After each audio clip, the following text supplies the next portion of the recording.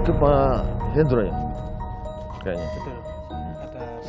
Saudara, saya ada di Bukit Jemplang. Ini adalah pos untuk pendakian ke Gunung Bromo. Seperti ini, saudara, kebakaran yang terjadi. Luas sekali, diperkirakan sekitar 500 hektar yang terbakar di sini. Saya ketemu dengan pelaksana Kepala BPBD Jawa Timur, Pak Gatot Subroto. Pak Gatot, terima kasih sudah bersama Niluh. Pak Gatot sehat selalu. Siang. Ini semua ini, Pak. Ya. Ini semua akibat dari flare itu. Ya. Titiknya yang awal itu yang di sampingnya Bukit Teletabis. Oke, dari sana langsung merembet cepat sekali nih Pak ya, dalam waktu berapa hari itu? 8-7 hari ya? 8, ini hari ke-8. Ini hari ke-8. Ini kenapa bisa sangat cepat sekali ya Pak proses? Seperti yang kita ketahui, di gunung itu pasti kan anginnya kencang. Anginnya kencang, itu membawa bara yang terbawa itu akan jatuh di tempat baru. Kalau di tempat baru itu kering, lokasinya pastinya akan menimbulkan api baru lagi. Nah, seperti itu Mbak, itu masih ada asap kan? Kecil itu yang halus. Itu artinya masih ada api di situ? Itu ada bara. Ada bara. Teman-teman yang dari darat nanti langsung ke situ melakukan pemadaman. Dan ini memang dengan menggunakan waterbombing tadi itu yang paling efektif atau gimana Pak? Alhamdulillah dengan supportnya BNPB selama beberapa hari di sini, 2 heli kita support untuk di Jawa Timur itu sangat mendukung. Karena apa? Karena kita tahu kondisi gunung ini kan curam, tinggi. Bisa dibayangkan kalau kita dari sini mau jalan ke sana itu bisa berjam-jam, bahkan sampai 14 sampai 12 jam. Lalu belum lagi sampai di sana kalau wilayahnya curam seperti ini akan sulit untuk lakukan pemadaman. Apalagi kalau apinya besar. Ini diperkirakan sekitar 500 hektar benar? Iya, total ini prediksinya 500 hektar, tapi nanti detailnya akan dihitung oleh teman-teman TNBTS. Ini kan kabarnya saluran air rusak ya Pak, karena kebakaran ini. Jadi ada desa yang terdampak begitu. Nah, sekarang masih mengalami hal yang sama desa-desa itu atau bagaimana? Alhamdulillah kalau untuk yang kerusakan itu memang sebagaimana arahan Ibu Gubernur untuk segera ditindaklanjuti, sudah dilakukan survei dan akan segera diperbaiki. Untuk pemenuhan kebutuhan sudah banyak support dari TNBTS maupun BPBD Kabupaten Probolinggo, juga ada teman-teman dari relawan juga mensupport itu. Air sudah disalurkan gitulah ke warga yang ada 6 desa ya Pak ya, yang terdampak. Tapi saluran air yang rusak belum bisa diperbaiki masih sekarang dalam proses. Masih dalam proses. Baik.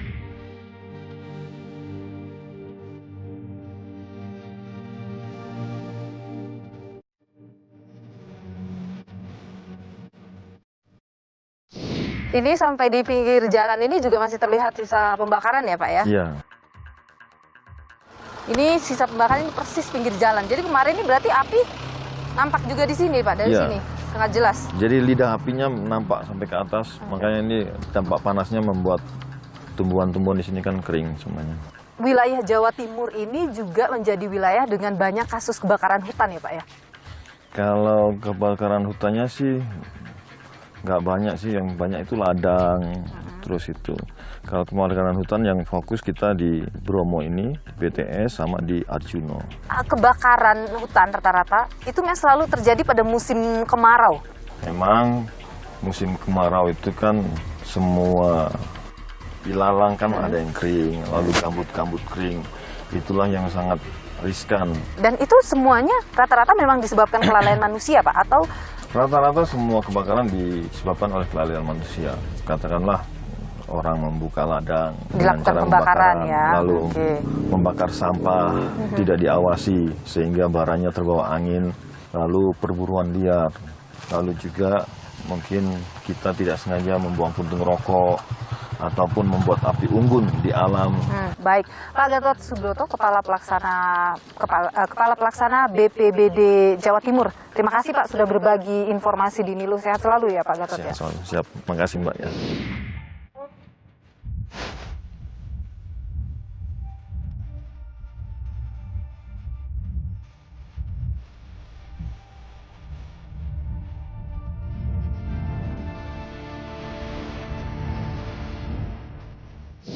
Saudara, saya sudah bersama dengan Kepala Balai Besar Taman Nasional Bromo Tengger Semeru, Pak Hendro Wijarnako, yang sudah bersama dengan saya. Pak Hendro, terima kasih sudah bersama Nilu. Sehat selalu Pak Hendro. Ya. Pak Hendro sudah berapa hari ini di sini menginap? 7 hari 7 hari. kita bikin posko di sini. Pak Hendro, waktu itu dapat informasi seperti apa, Pak? Jadi ada petugas kita di lapangan ya, di kantor resort ya. Itu melaporkan bahwa terjadi kebakaran hutan di Lembah Watangan atau biasa disebut Bukit Teletabis itu ya. Itu jam berapa Bapak terima informasi itu? Siang ya, Pak ya, jam 1. Sekitar jam 1. Ya, Oke. kemudian kita kirim ke tim yang sedang patroli di sana untuk memadamkan. Tapi memang sudah besar, Mbak. Tadi apinya. waktu itu sudah langsung membesar Sudah gitu ya, Pak? ya, karena angin, panas, dan rumputnya kering sekali. Sudah Waktu itu angin 3 kencang bulan. sekali memang? Kencang. Lagi kencang waktu Ya. itu. Ya, titiknya kita boleh nggak Pak lihat Boleh. dari sini? Jadi saat ini kita berada di Posko Jemplang. Posko Jemplang. Sumber api bisa kita lihat dari sini itu, Mbak. Yang batas antara hitam dan coklat itu. Oke. Setelah gundukan-gundukan itu, siang itu api langsung menjalar ke arah kiri, Ke arah kiri ini. ke kanan, ke Pengol ya, dan ke atas, ke puncak. Oh, langsung naik. Puncak Watangan dan Gunung Kursi. Oke, Pak, waktu kasus itu terjadi, itu ada video amatir yang viral juga ya Pak ya? Ada Iya. video amatir memperlihatkan api terlihat besar, kemudian ada beberapa orang, saya ingin konfirmasi mereka itu yang terlihat dalam video itu apakah memang petugas dari sini Pak? Atau pengunjung waktu itu? Itu pengunjung ya, Pengunjung. yang di video pengunjung ya Pak Bambang. Yang di ya? video itu pengunjung Iya. ya? Waktu itu api membesar tapi belum ada proses pemadaman waktu itu Pak. Apa yang terjadi? Mungkin bisa Anda konfirmasi hal ini. Jadi setelah itu petugas kita sedang pos pengamanan di Watu Gede itu di bawah Pak. Itu sebenarnya nggak jauh dari Teletabis, 5 menit aja. Itu sudah melakukan proses pemadaman, mengupayakan ya, dibantu teman-teman paguyuban JIP. Oke. Tapi memang tidak mampu ya karena api sudah Lebih besar membesar lagi, ya. gitu ya Pak. Prosedurnya kalau ada kebakaran terjadi atau ada titik api ditemukan itu apa? Prosedurnya akan seperti apa tuh di sini Pak? Upaya pertama untuk memadamkan, kemudian sekaligus melaporkan ya, melaporkan ke pimpinannya. Jadi di atas resort itu ada seksi wilayah, secara berjenjang dilaporkan, kemudian segera menurunkan tim advance ya Pak ya untuk memadamkan. Jadi memang ada yang standby begitu ya Pak? Ada. Kalau ada titik api Ada. ditemukan, Apalagi, ada standby untuk melakukan proses pemadaman itu. Sejak awal musim kemarau kita bikin pos pengamanan di Savana ya, TNBTS. di 2 titik, Watu Gede dan Savana ya. Orang kalau mau datang ke sini untuk melakukan aktivitas pengambilan video entah untuk keperluan komersil apalagi foto prewedding itu kan harus ada izin ya Pak. Betul. Sementara ini tuh tidak ada izin. Ini kenapa bisa Pak waktu itu? Jadi mereka membeli tiket pengunjung biasa ya, online ticketing gitu ya, e-ticketing, kemudian tidak menyampaikan bahwa mau mengambil video prewedding ya. Kalau prewedding, video komersial itu harus izin kami Mbak. Ya, dan itu ada izin khususnya Surat begitu izin ya Pak? masuk kawasan konservasi atau SIMAKSI. Itu ada PNBP khusus juga penerimaan negara bukan pajak yang beda dengan pengunjung biasa. Kemudian kalau SIMAKSI pasti ada pengawalan dari petugas. Nah itu tidak dilakukan, bisa lolos begitu, apa tidak ada pemeriksaan khusus begitu misalnya? Gini ya, kan kalau udah pakai dress di jeepnya kan kelihatan ini, tapi kalau masih kayak kita gini kan ya nggak kelihatan mau prewedding ya. Oke. Gitu ya. Itu yang bikin kemudian lolos. gitu Ya, Pak, seharusnya memang mereka melaporkan ya bahwa mau prewedding. Pernah tidak sebelumnya ditemukan warga yang pengunjung yang masuk izinnya cuma pengunjung biasa ternyata melakukan kegiatan komersial di sini? Selama ini kita tidak pernah jumpai ya.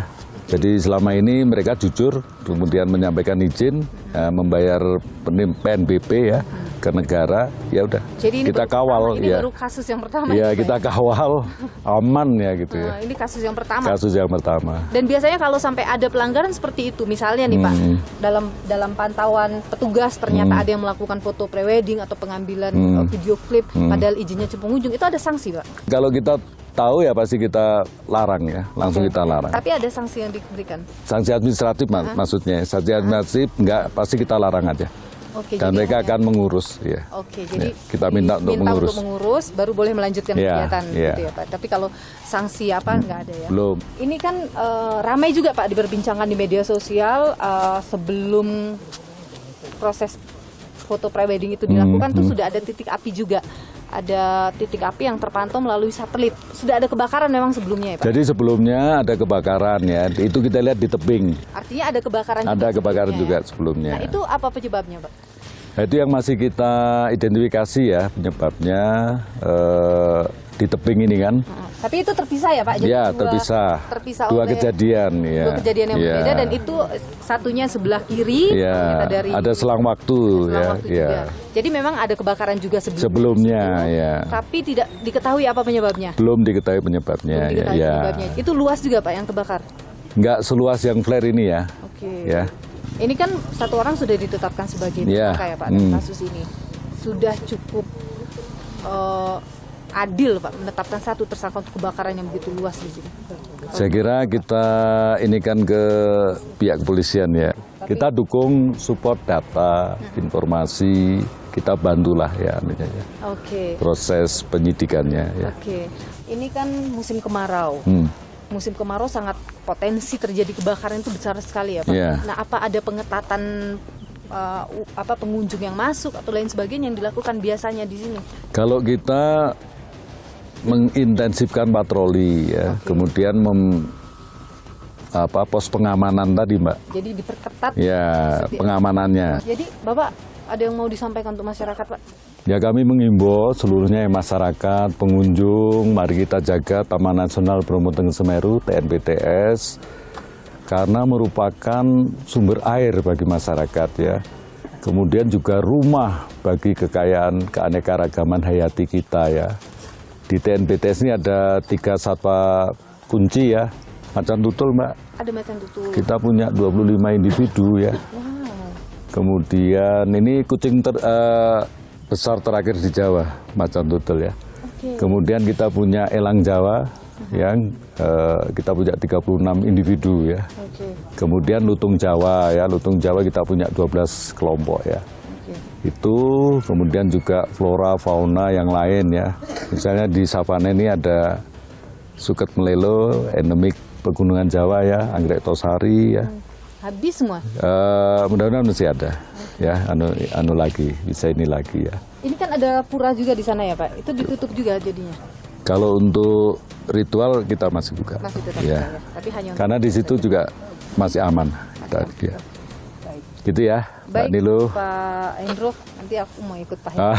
Hendro. Kita coba untuk Nanti pakai sepatu safety ya. siap Pak Hendro.